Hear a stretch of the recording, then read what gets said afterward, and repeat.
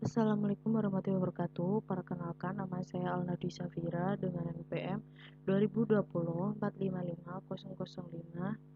dari kelas S4A dengan mata kuliah Studio Perancangan 3. Di sini saya mengambil bangunan sekolah PAUD atau TK.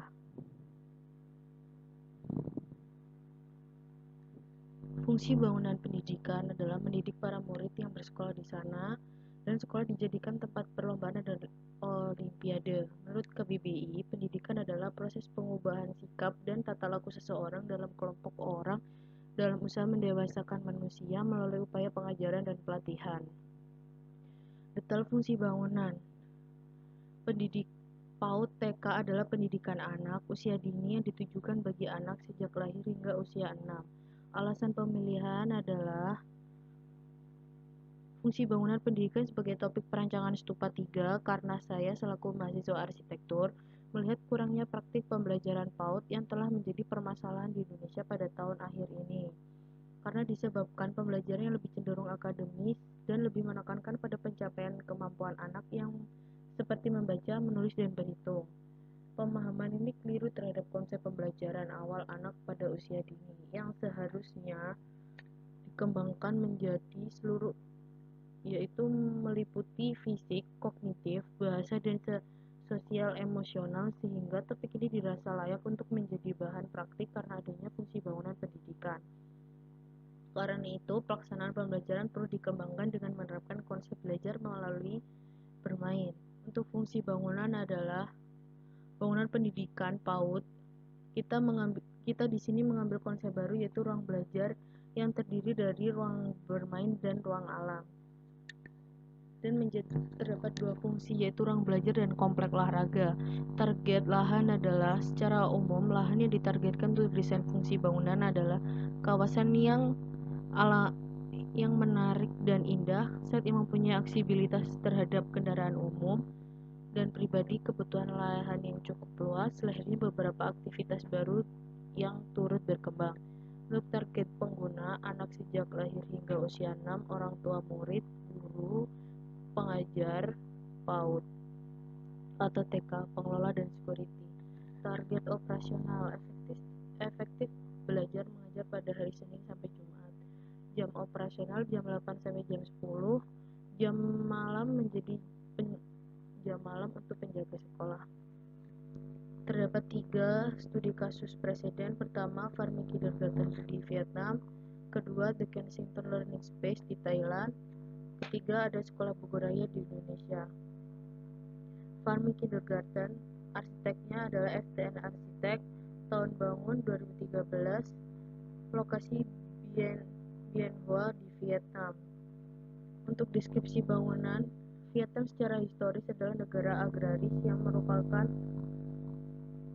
bergerak pada ekonomi berbasis manufaktur. Karena urbanisasi yang cepat membuat anak-anak Vietnam kehilangan tanaman hijau dan taman bermain, sehingga hubungannya dengan alam pun kurang. Konsep desain TK pertanian menjadi tantangan tersendiri untuk mengatasi permasalahan ini. Terletak di sebelah pabrik sepatu besar, dirancang untuk 500 anak pekerja pabrik. Berikut adalah gambar seat plan, gambar denah, gambar tampak, dan gambar potongan. Dan berikut foto penunjang.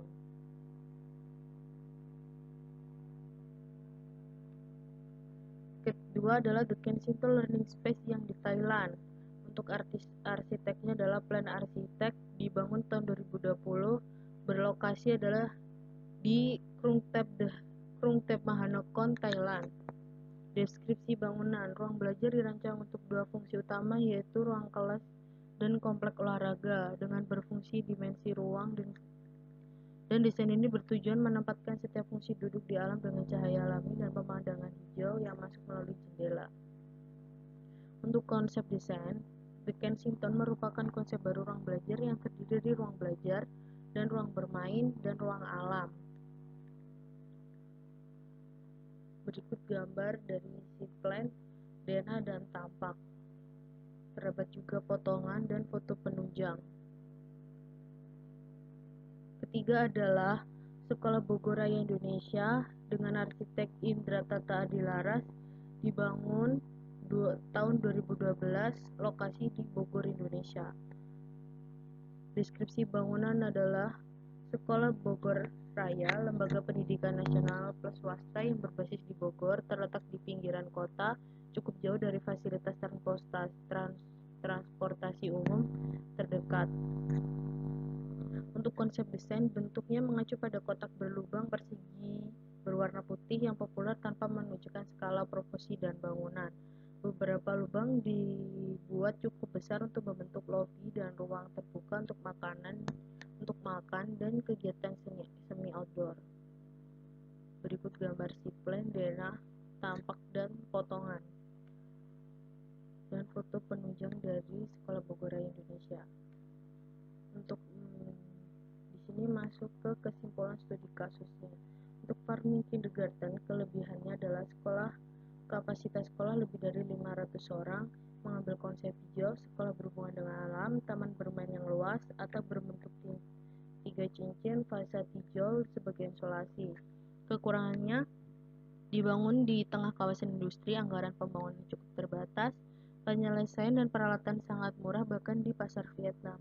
Intisarinya, kapasitas yang muat banyak, bentuk dari bangunan berbentuk 3 cincin, menjadi satu sekolah yang berhubungan dengan alam, bukan sekedar belajar bermain. Di sini kita belajar menanam sayur. Untuk kedua, The Kensington Learning Space, kelebihannya dirancang menjadi 2 fungsi bangunan, sekolah dan tempat berolahraga. Tujuan desain menempatkan setiap fungsi duduk di alam dengan cahaya alami dan pemandangan hijau. Terdapat ruang bermain dan ruang alam, gedung berbentuk oval. Kekurangannya, lokasi set di daerah suburbun Bangkok dengan lingkungan yang tidak menarik. Intisarinya, sekolah yang mengambil konsep kembali ke alam, duduk bersama di alam dengan cahaya alami dan pemandangan hijau dengan bentuk bangunan berbentuk pita yang dililit. Sekolah Bogor Raya, kelebihan adalah perpustakaan dan ketinggian ganda, terletak di antara lantai dasar dan lantai 1. Sekolah jadi satu dengan SD, SMP, dan SMA.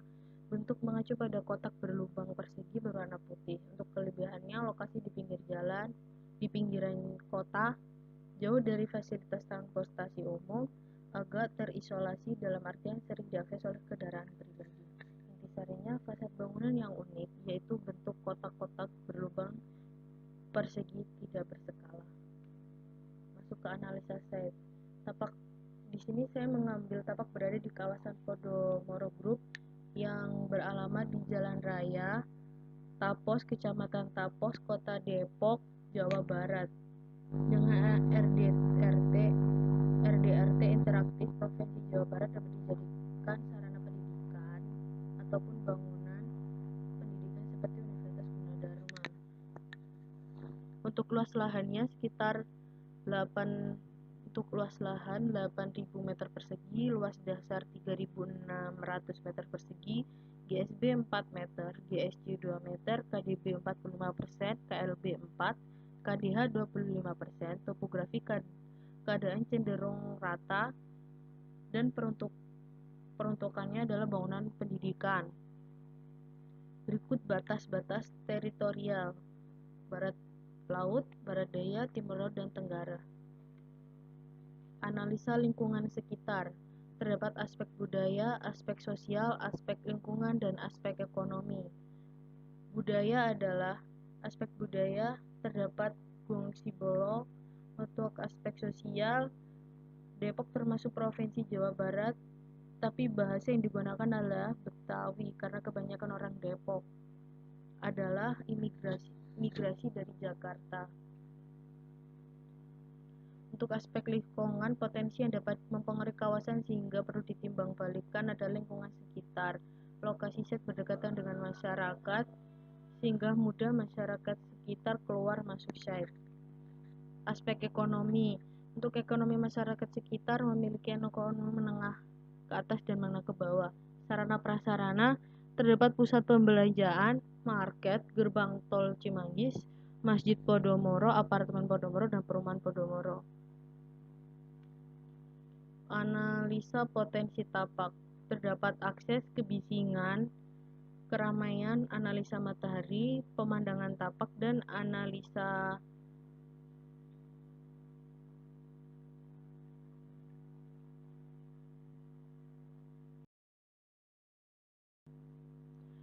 Dan selanjutnya ada analisa persoalan tapak yang perlu diperhatikan dan yang perlu ditingkatkan.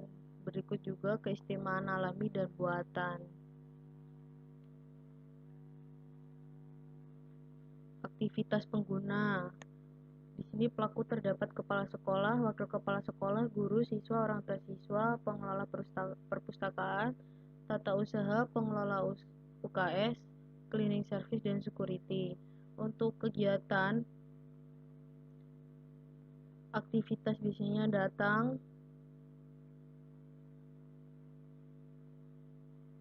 berkegiatan di sekolah, istirahat, makan dan minum, sanitari, pulang. Untuk hubungan ruang, di sini ada metrik dan diagram bubble. Di sini juga ada keterangan persyaratan ruang. Untuk zoning sudah dibagi menjadi 4, yaitu ruang publik, semi publik, private, dan service. Analisa besaran ruang. Untuk sekolahan saja, total besaran ruang kurang lebih 2.494 meter persegi, dan besaran ruang untuk parkir kurang lebih 1.685 meter persegi. Untuk tema dan konsep, di sini saya mengambil tema Back to Nature, yang merupakan tema yang dimana sebuah bangunan yang tanggap akan lingkungan serta hubungan antara ruang dalam dan ruang luar yang merupakan suatu kesatuan yang tidak terpisahkan sehingga membuat kesan yang menyatu dengan alam. Untuk konsepnya ekologi arsitektur, keselarasan dengan alam, efisien dalam memanfaatkan sumber daya alam, nyaman bagi pengguna bangunan, menggunakan material lokal, pengelolaan limbah, memperbanyak area hijau. Berikut juga gambar site plan dari sekolah PAUD atau TK. Masuk ke gubahan massa. Di sini bangunan utama, saya mengambil simbol infinity atau tak terhingga, yang memilih simbol infinity atau tak terhingga karena dimana menciptakan persepsi yang tidak biasa bagi anak-anak bahwa bentuk lereng atau lengkungan meningkatkan keterampilan belajar anak-anak. Selain itu, makna lain dari infinity adalah dimana membuat makna bahwa kreativitas dan keahlian anak-anak bisa dikembangkan tidak terhingga tanpa adanya batasan untuk mengembangkannya. Berikut juga gambar transformasi dari bangunan dan perspektif dari bangunan tersebut. Masuk ke Dena Set Plan. Di sini kita masuk, di sebelah kanan ada pos satpam. Nah, di sini luas untuk tempat parkir orang tua dan pegawai dari sekolahan ini. Dan kita bisa masuk di sini. Di sebelah kanan terdapat sekolah, kelas, dan ruang tunggu murid. Dan di sini ada ruang UKS, tata usaha, dan perpustakaan. Di sebelah sini juga ada ruang kelas, di sini kantin, ada toilet di sebelah kanan dan kirinya. Kita bisa naik ke lantai 2 untuk ruang kepala sekolah, wakil kepala sekolah, ruang guru, dan ruang rapat. Dan ram ini naik untuk ke lantai 2, juga terdapat kebun untuk menanam sayur dan tumbuhan buah-buahan. Dan untuk rem di sebelah sini nanti naik ke lantai 3 yang langsung berhubungan ke lantai 2-nya sini. Dan untuk bagian belakang ini terdapat ruang upacara atau bisa menjadi lapangan untuk kegiatan berolahraga di sekolah ini. Sekian dari saya presentasi hari ini. Terima kasih. Wassalamualaikum warahmatullahi wabarakatuh.